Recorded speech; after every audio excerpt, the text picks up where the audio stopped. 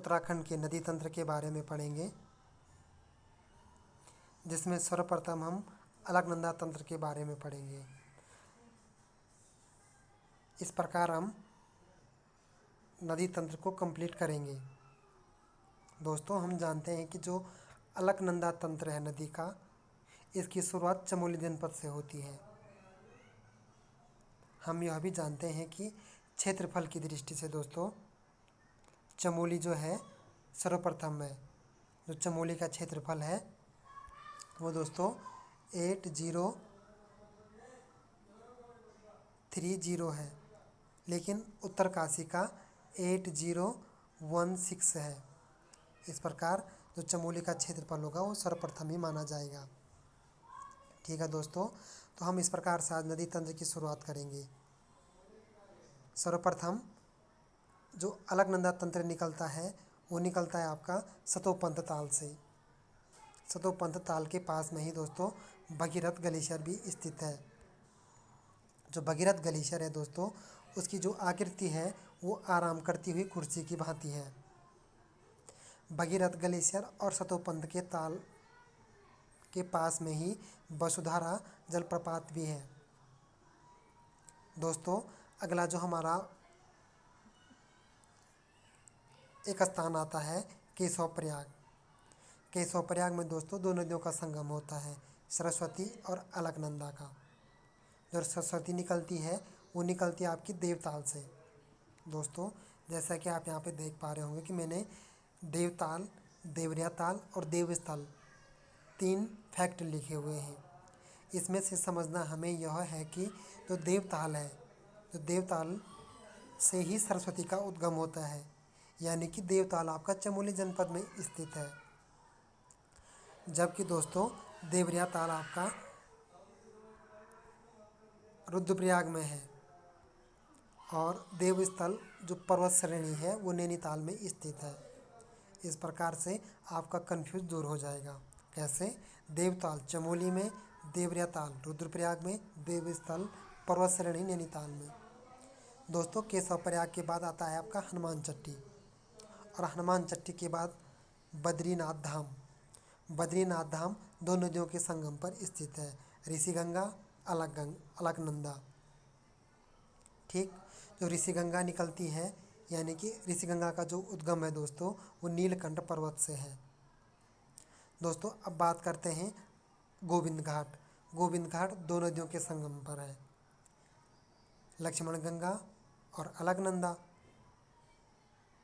जो लक्ष्मण गंगा निकलती है वो हेमकुंड से निकलती है। दोस्तों, हम लक्ष्मण गंगा को अन्य नामों से भी जानते हैं, जिसमें कि हेमगंगा भी कह सकते हैं और भ्यूंडार गंगा भी कह सकते हैं। दोस्तों, अब बात करते हैं हम पहले प्रयाग की। उत्तराखंड में 5 प्रयाग हैं। कौन कौन से?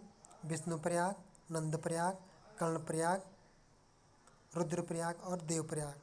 इसी क्रम में जो पहला प्रयाग है वो है विष्णुप्रयाग। दोस्तों, विष्णुप्रयाग दो नदियों के संगम पर स्थित है, अलकनंदा और पश्चिमी धौलीगंगा के संगम पर स्थित है। कौन? विष्णुप्रयाग।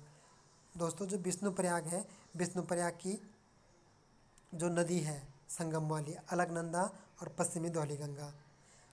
अलकनंदा की सहायक कौन होगी? पश्चिमी धौलीगंगा।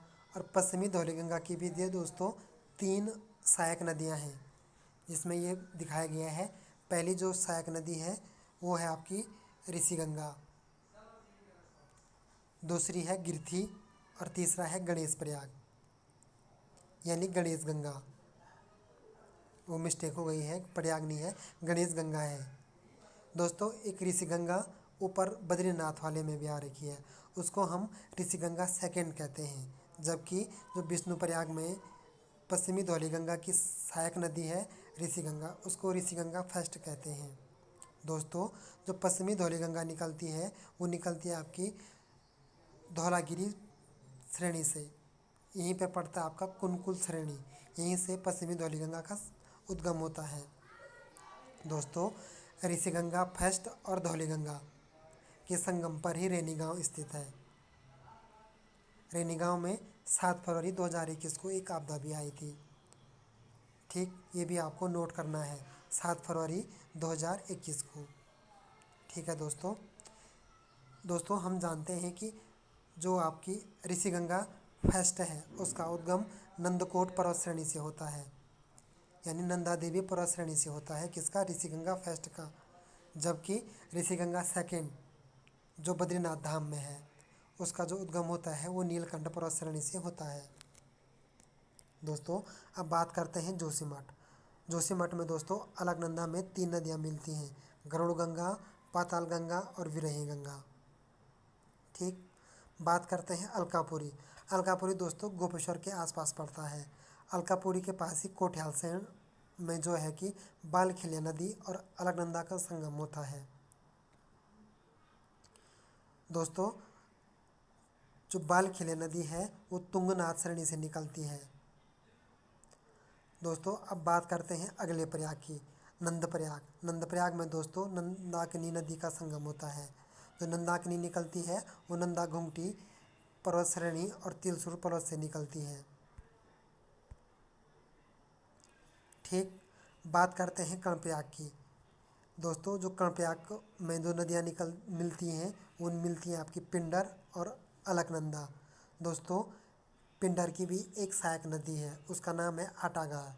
आटागार दोस्तों दूधातोली पर्वत श्रेणी से निकलती है।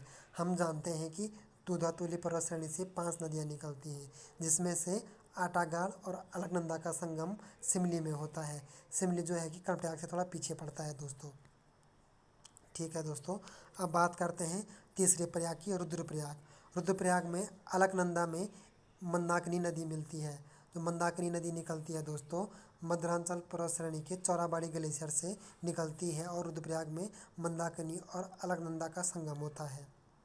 दोस्तों अब बात करते हैं अगला प्लेस श्रीनगर। दोस्तों श्रीनगर के बाद जो पड़ता है वो पड़ता है आपका देवप्रयाग।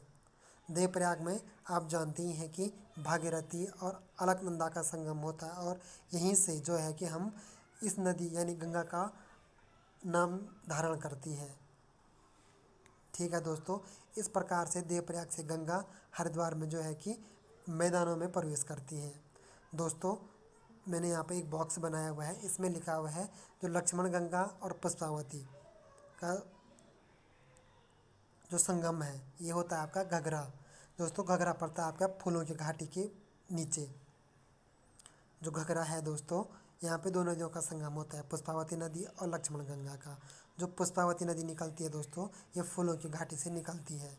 दोस्तों एक चीज़ और मैंने यहाँ पे मिस कर दी थी, इसमें जो है दोस्तों जो रुद्रप्रयाग में जो मधुगंगा है मंदाकिनी की सहायक नदी, इसका उद्गम दोस्तों मधमहेश्वर से होता है और मधुगंगा और मंदाकिनी के संगम पर कालीमठ नामक स्थान पड़ता है। तो दोस्तों आज की वीडियो इस प्रकार से थी और हम इसी प्रकार से दोस्तों सभी उत्तराखंड की नदियाँ और जो भी अन्य फैक्ट्स हैं उनको पढ़ेंगे। धन्यवाद दोस्तों।